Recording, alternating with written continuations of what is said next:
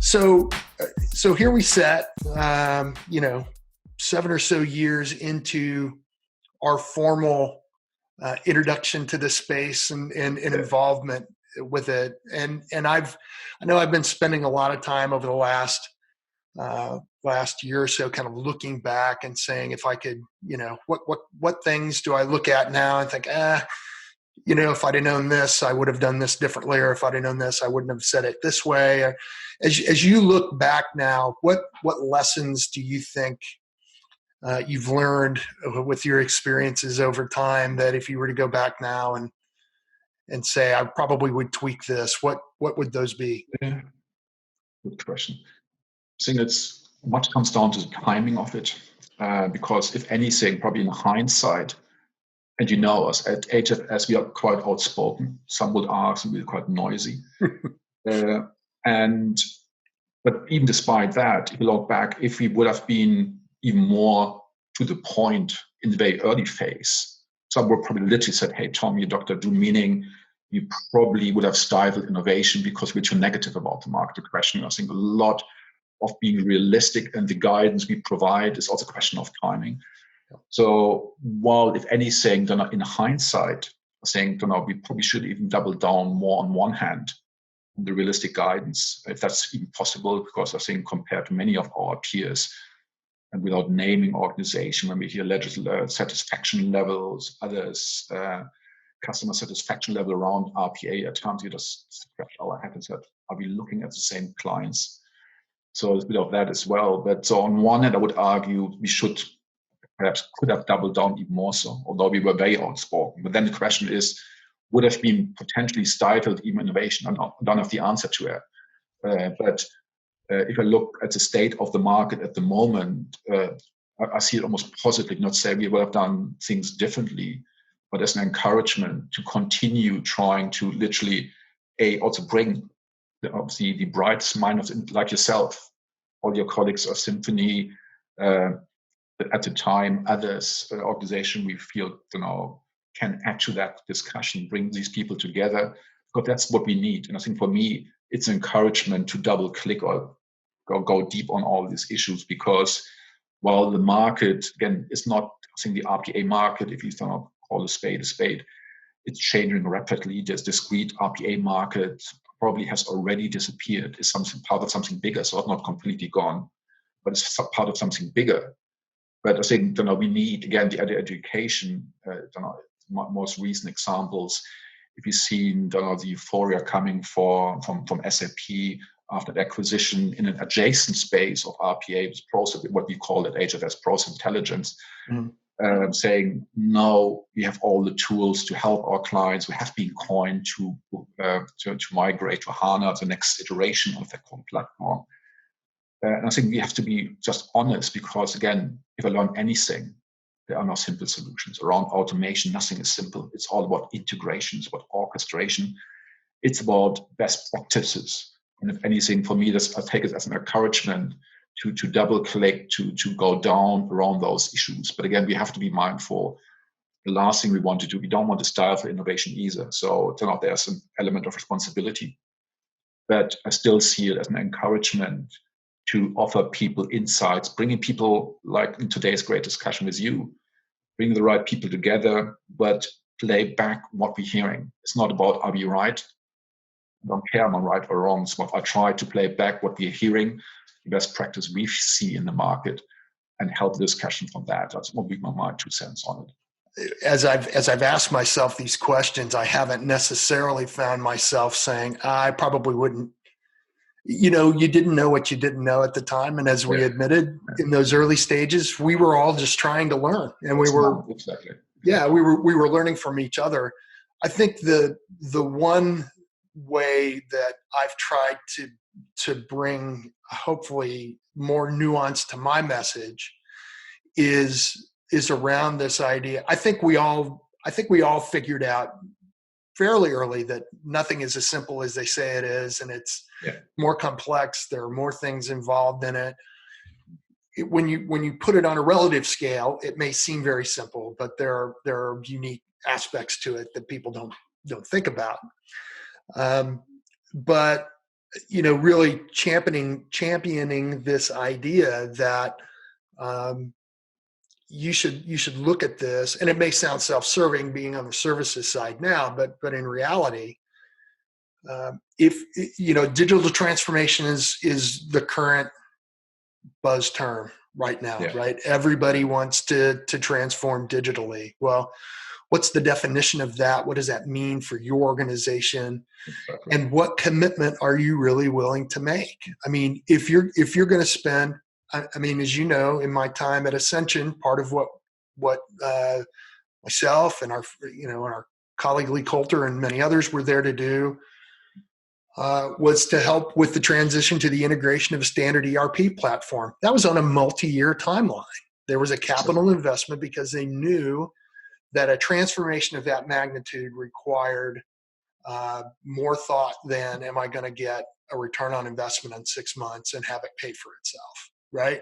Which really became an overriding narrative in people starting at least their RPA journeys.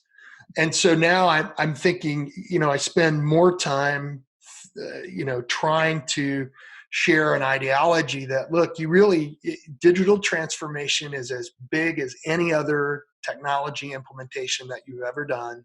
You need to look on it on a multi-year timetable, and you need to financially plan accordingly for it. And it's going to involve lots of different things.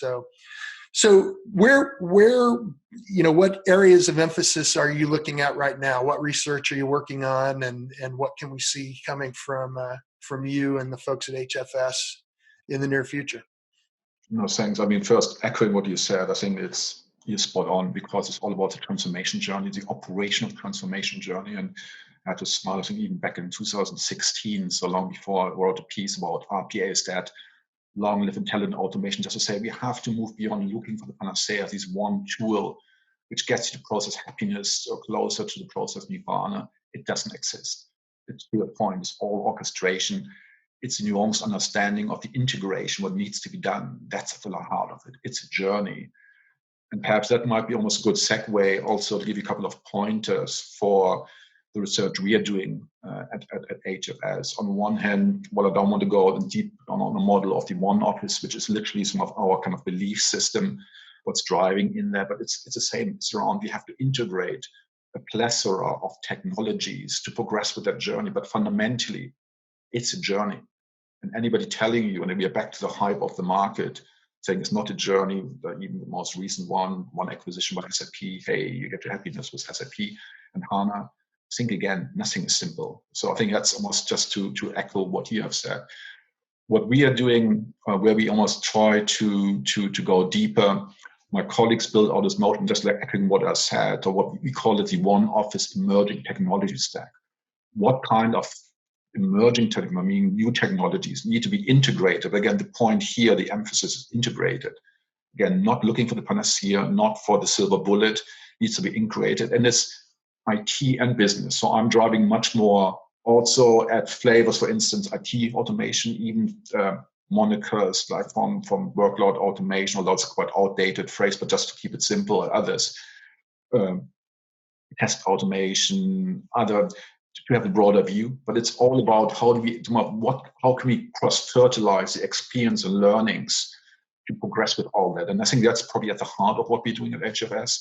So you will see us continuing playing back best practices, and be quite honest.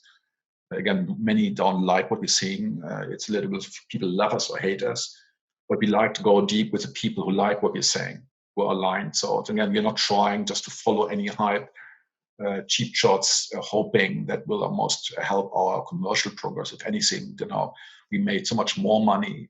People came back to us because we are honest. So what you see much more as trusted guide on that big operational journey. So that's probably the key things. It won't be that much about RPA moving forward.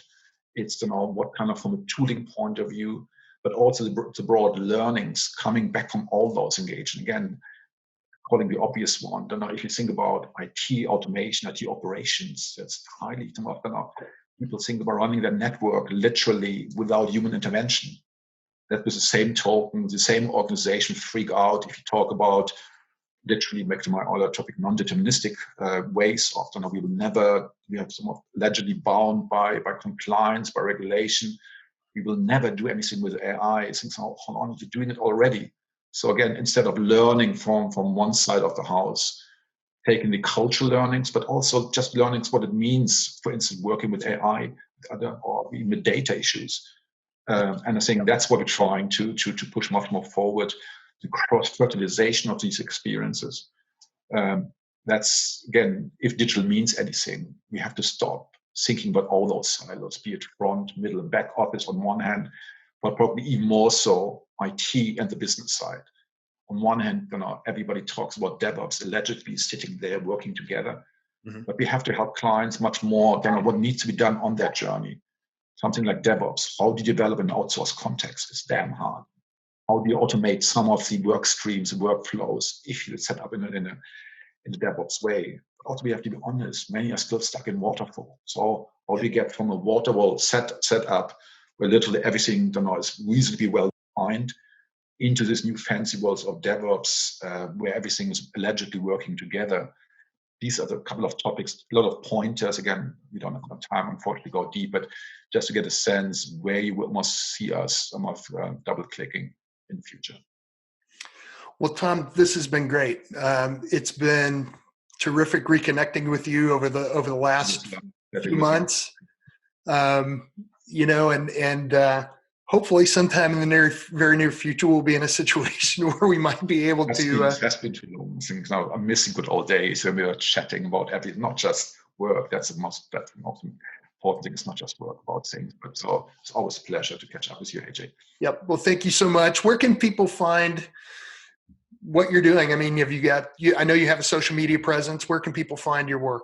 It's literally if they go to our website, so it's literally one word, hfsresearch.com. You find all the contact details. You find all of us at HFS on LinkedIn. We're very visible. Again, some would argue we are noisy, but again, we're trying to push what our core belief system is out to the market and help hopefully steer the discussion. So again, or go back to AJ, he can connect you with us as well, I suppose. Well, fantastic. Tom, again, such a pleasure to spend some time with you. Thank you so much for being willing to do this. And folks, if you want to find some more Ask AJ episodes, you can find the YouTube channel Ask AJ. But if you follow me on LinkedIn and Twitter, you'll know when all the new stuff comes out. And thanks very much. And we'll talk to you all again very soon.